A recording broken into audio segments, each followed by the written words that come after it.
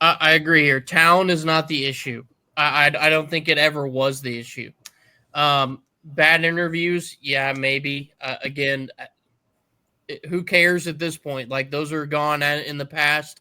He's on a team. So I mean, we'll never know, like you guys said.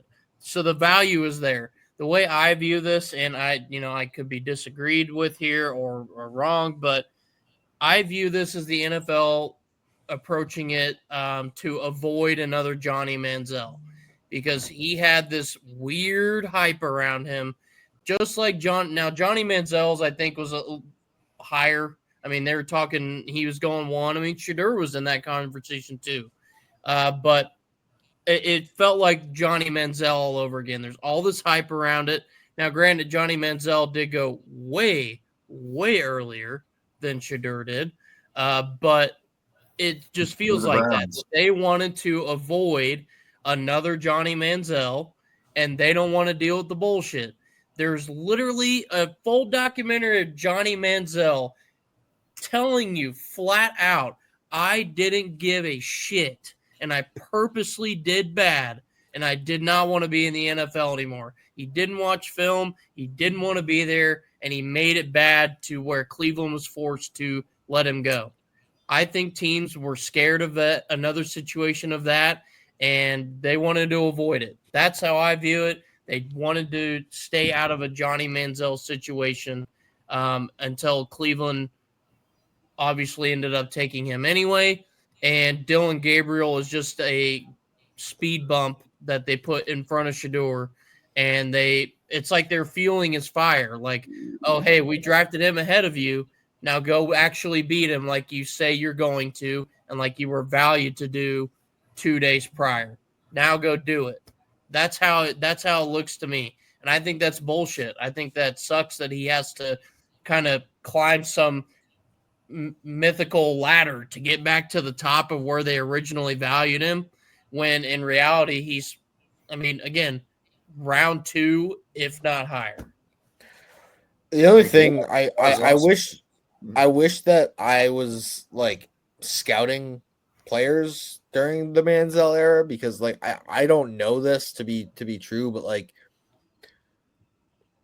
if I watch those two play tape side by side in college, like I'm probably going to like Shedeur Sanders a little bit more than what I see from Johnny Manziel based on my preference in quarterbacks.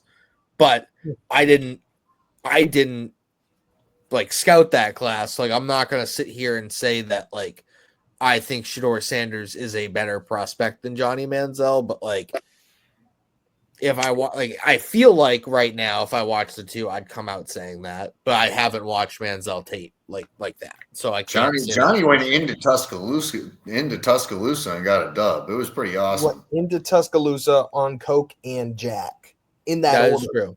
And rode off with I'm not saying the kid wasn't like a sicko. I'm just saying like I get what he went in the first round. Like they felt like his bullshit was worth enough to go in the first round, and you're not even getting away with the without the bullshit if you take him in the fifth. You know what I mean? You're still dealing with it. But I understand your comp. It's a really good one. Like Johnny Manziel's bullshit is partying and not wanting to actually be there. Shedeur's bullshit is he's got a loud mouth, and his dad does too in some situations. I can have a loud mouth and I can go out and throw 500 yards on your ass every week if you want me to. But like, is all the drugs and the drinking going in the first round better than like your dad being a hard ass who had a legendary NFL career going in the fifth? I just don't know how those two things like from an NFL standpoint. That's why it doesn't make sense, is what I'm saying.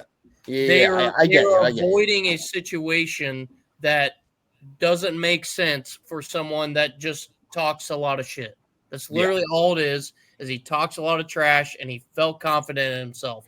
Johnny Manziel talked a lot of shit, but also brought a lot of off-field problems. Two different things, but similar in a way that they avoided Shedeur for the wrong reasons, it felt like.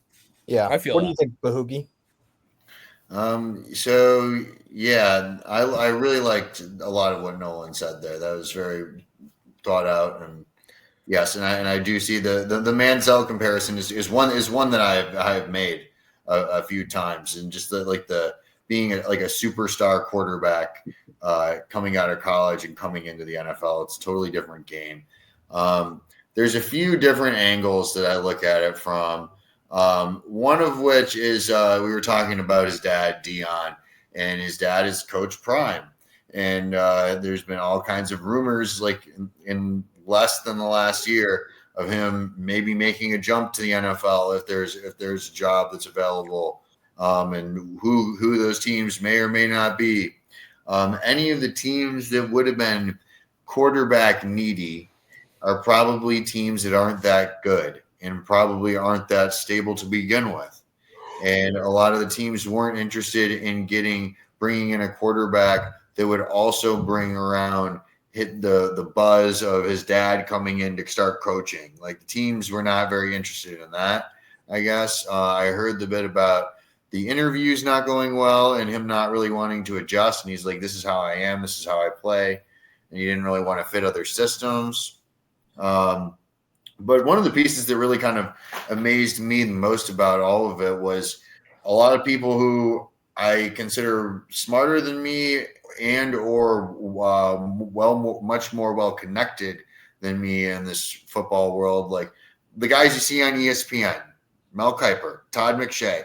They're like, I don't know how much work they put down in the trenches these days, but they definitely have every agent hitting them up with all the intel. And this dude was rated as a very high prospect on their boards.